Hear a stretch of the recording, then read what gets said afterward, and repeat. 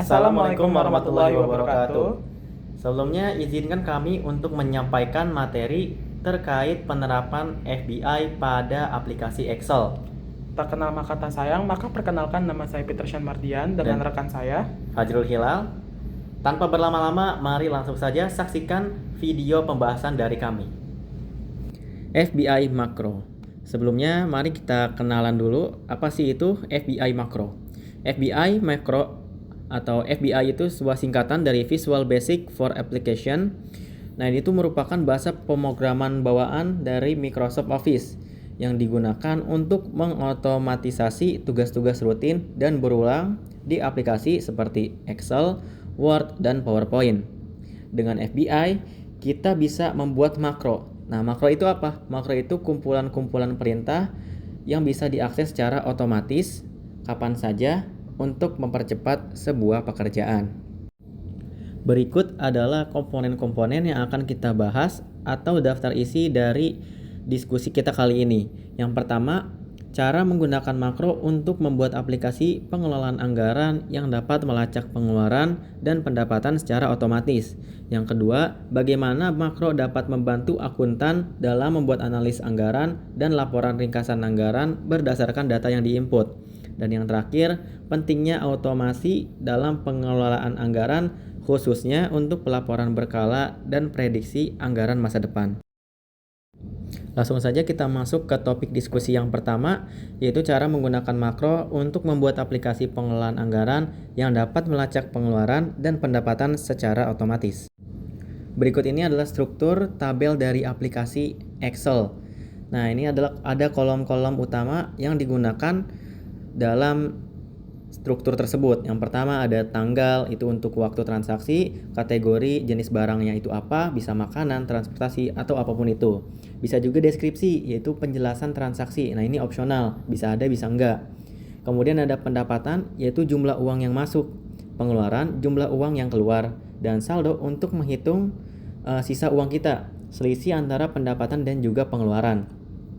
Nah, bisa juga kita langsung lihat contoh sederhananya, yaitu misalkan di sini ada tanggalnya tanggal 15 Januari 2025. Kategorinya apa? Makanan, karena sesuai deskripsi kita membeli makanan. Untuk pendapatannya tidak ada karena kita membeli makanan, jadi hanya ada pengeluaran. Pengeluaran sebesar 50.000 dan saldo atau sisa uang kita ada 450.000. Nah, selanjutnya kita akan masuk ke tahap-tahap dalam pembuatan FBI makro pada aplikasi Excel. Yang pertama, rekam makro awal. Gunakan fitur record makro untuk mencatat langkah manual yang dilakukan, seperti memasukkan data atau menghitung saldo. Langkah-langkahnya, yang pertama, klik tab developer dan pilih record makro. Yang kedua, beri nama makro, misalnya belanja bulanan atau biaya tak terduga, atau bisa juga belanja mingguan. Bisa bebas apapun, yang penting transaksi yang mengulang. Kemudian pilih penyimpanan di this workbook. Yang ketiga, masukkan data dummy untuk menguji rekaman. Dan yang terakhir, klik stop recording bila recording makro sudah selesai. Tahap selanjutnya adalah tambahkan tombol untuk makro. Agar lebih mudah digunakan, tambahkan tombol di Excel untuk menjalankan makro. Yang pertama, klik tab developer, kemudian cari insert, dan klik button form control. Yang kedua, letakkan tombol pada lembar kerja. Dan yang terakhir, pilih makro tambah transaksi untuk menghubungkannya ke tombol. Nah, tahap ini tuh bisa kita lakukan bila kita sudah mengstop recording makro tersebut. Jadi udah ditutup, baru kita tambahkan tombol untuk makro.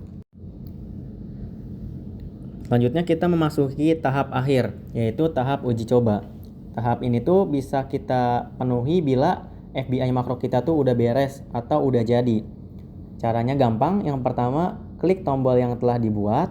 Yang kedua, memasukkan data transaksi melalui dialog yang muncul. Dan yang terakhir, periksa apakah data tersebut benar dan saldo terhitung otomatis. Bila kita sudah melakukan uji coba, namun data yang kita butuhkan itu nggak keluar, data yang kita input tadi itu nggak keluar, atau bahkan menghilang, maka itu biasanya terjadi karena kesalahan titik koordinat. Buat yang belum tahu, FBI makro ini tuh dalam Excel tuh dia cara membacanya itu nggak bisa dari kursor atau mouse. Jadi kita tuh harus manual menggunakan keyboardnya langsung, menggunakan panah kanan, kiri, atas, bawah.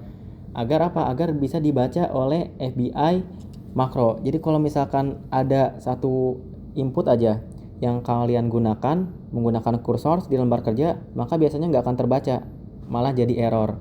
Jadi perlu diperhatikan lagi, untuk terbacanya itu harus menggunakan keyboard. Kira-kira apa sih keuntungan menggunakan aplikasi makro atau FBI makro? Keuntungannya itu beragam. Yang pertama, ada otomatisasi.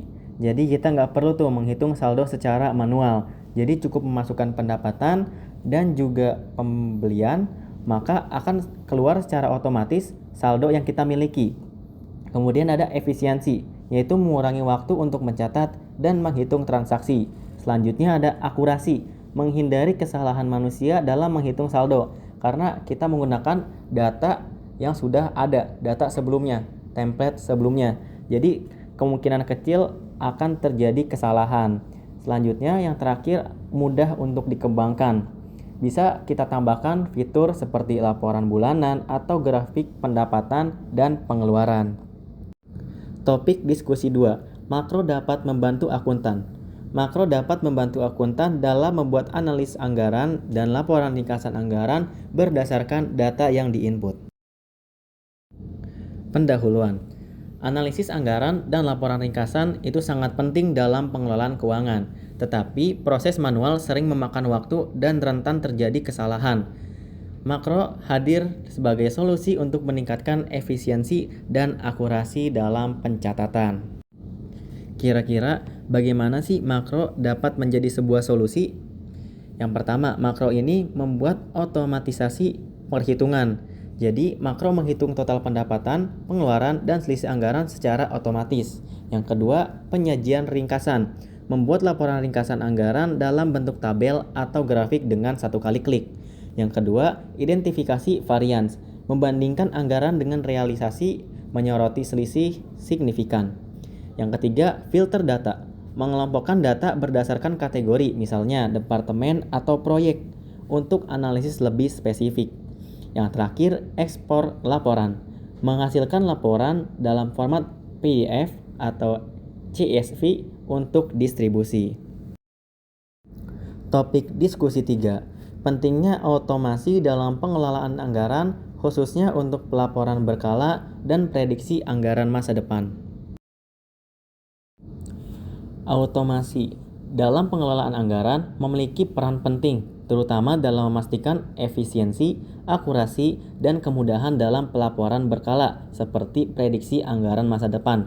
Berikut adalah beberapa alasan pentingnya otomasi dalam aspek tersebut.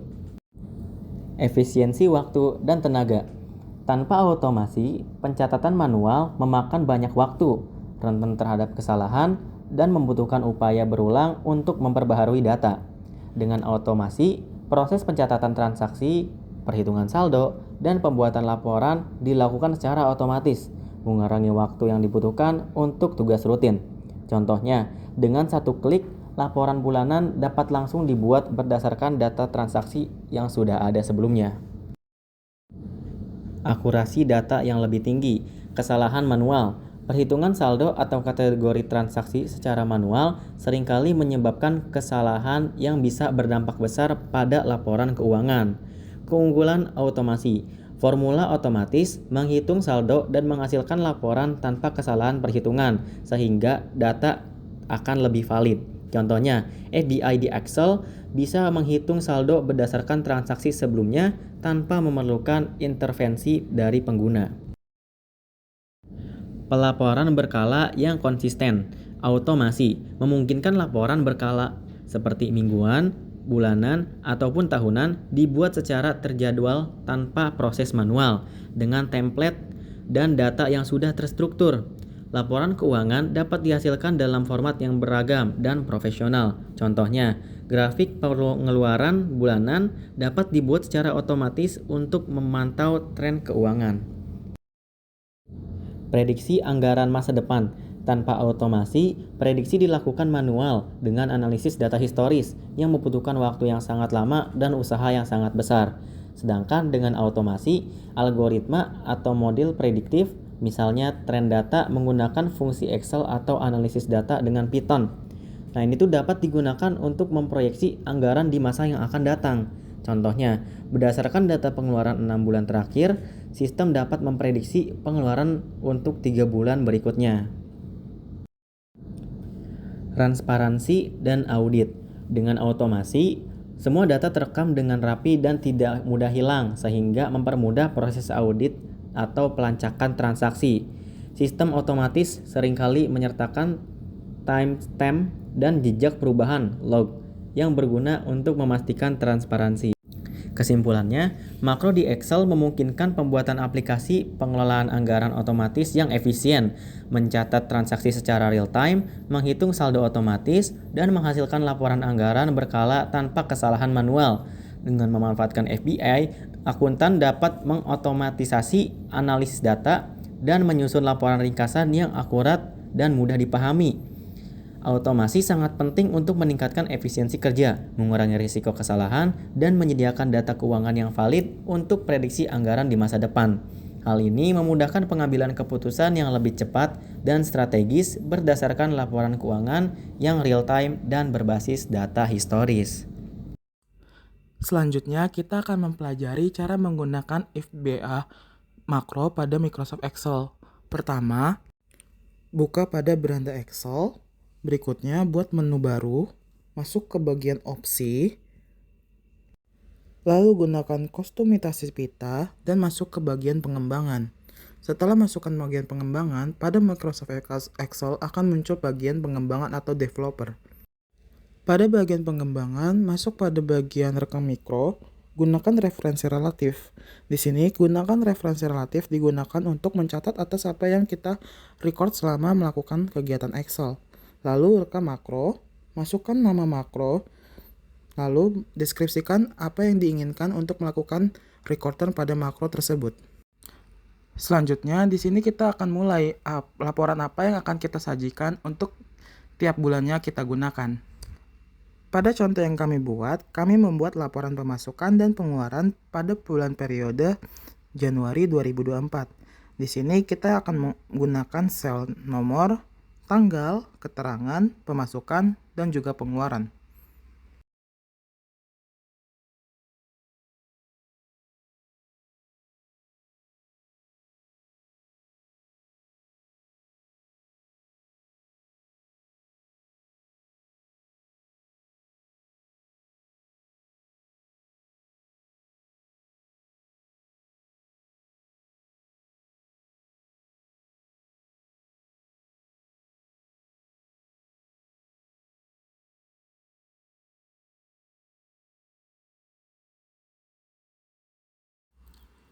Seperti pada teori yang kami jelaskan, di sini kami tidak menggunakan mouse ataupun dari pad. Di sini kami menggunakan keyboard secara manual dengan menggunakan Ctrl plus Shift plus kanan untuk bagian kanan, Ctrl plus Shift untuk bagian ke bawah ditambahkan bawah, Ctrl plus Shift plus tambah ke atas untuk bagian sel ke atas. Lalu pada bagian atas kita bisa membuat secara manual atau merapikan tentang keterangan, pendapatan, ataupun pengeluaran secara sendiri. Lalu bisa kita warnakan bagian sel dengan menggunakan kontras tinggi saja. Di sini kami menggunakan warna abu-abu untuk membedakan dari materi yang lainnya. Lalu secara manual kita mulai mengisi nomor dari nomor 1 sampai nomor 15 sesuai dengan transaksi yang ingin kami input. Setelah itu, di sini kami mulai memasuki pada bagian keterangan, yaitu transaksi-transaksi pendapatan atau pengeluaran yang ingin kami masukkan. Pada bagian D dan juga E, kita masukkan bagian rupiah untuk sebagai acuan nilai mata uang.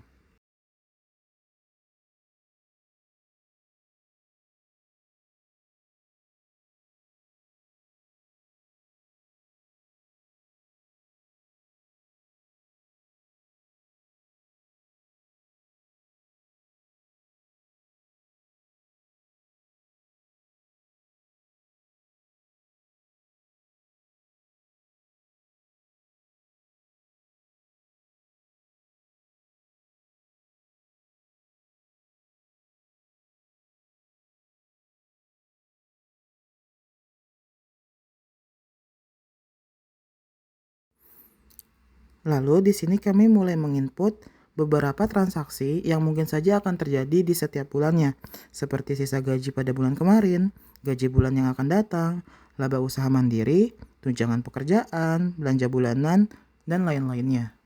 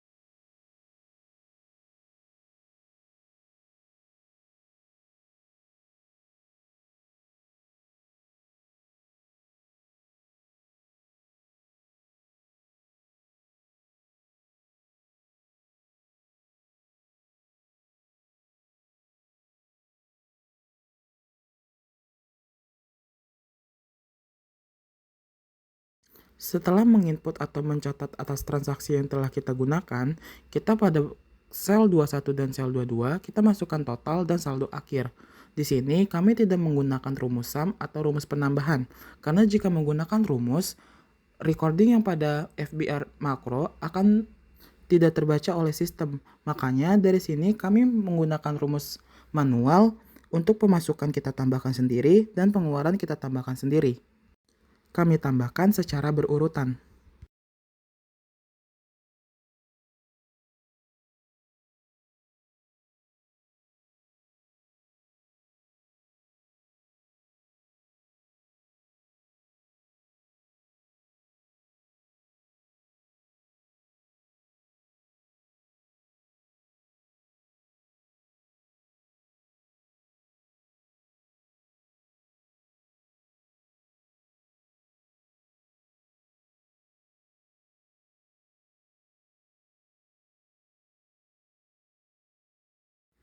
Setelah kita mendapatkan saldo pemasukan dan juga saldo pengeluaran, kita kurangkan bagian pendapatan dikurang bagian pengeluaran. Maka kita mendapatkan saldo akhir atau saldo bersih dari gaji kita. Selanjutnya, untuk mengetahui bagian mana yang menjadi negatif, kita masuk pada bagian beranda, lalu masukkan ke format bersyarat. Format bersyarat ini bisa kita menggunakan kurang lebih atau lebih dari. Di sini kami menggunakan kurang dari. Di sini, bagian pengeluaran tidak ada yang lebih dari 5 juta atau lebih. Di sini kita menggunakan pengurangan yang bersifat mutu atau konstan. Kegunaan formatan bersyarat ini bagi kami yaitu untuk mengurangi atau memerahkan apa yang menjadi pengurang dari sebuah pemasukan yang kami terima. Lalu, pada judul laporan pemasukan dan pengeluaran, kita bisa tarik dari 1A sampai dengan 1E secara manual untuk menjadikan satu sel saja. Dari 2024 bisa kita tarik bagian 2A sampai 2E untuk menjadikan satu sel saja. Lalu, saat menggunakan kotak-kotak pada bagian Excel, di sini kita tidak boleh menggunakan mouse. Di sini kami menggunakan Ctrl plus Shift plus bawah dan Ctrl plus Shift plus kanan untuk membuat kotak-kotak pada bagian Excel.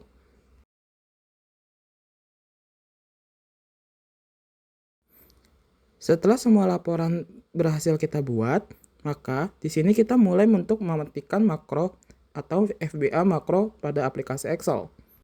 Kegunaan mematikan makro ini untuk transaksi yang kita lanjutkan tidak di recording atau tidak terulang di transaksi yang akan mendatang. Setelah kita matikan pada bagian makro, kita masuk ke lembar berikutnya. Lalu pada slide 1 kita ganti menjadi bulan pertama, dan slide 2 kita ganti untuk menjadi bulan kedua.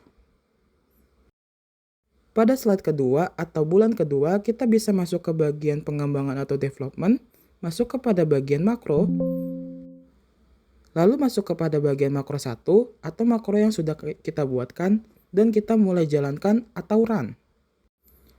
Maka pada slide berikutnya atau slide kedua akan muncul bagian dari slide 1. Di sini bisa kita rapikan sedikit-sedikit untuk membenarkan transaksi-transaksi pada bulan berikutnya. Jika sudah benar, maka makro yang sudah kita buat bisa kita gunakan untuk transaksi-transaksi di bulan yang akan mendatang. Sekian penjelasan dari kami. Mohon maaf bila ada kekurangannya. Bila kalian ingin bertanya, bisa kalian tanyakan langsung di kolom komentar di bawah. Sekian, see you next time. Wassalamualaikum warahmatullahi wabarakatuh. Oke teman-teman, terima kasih sudah menonton videonya.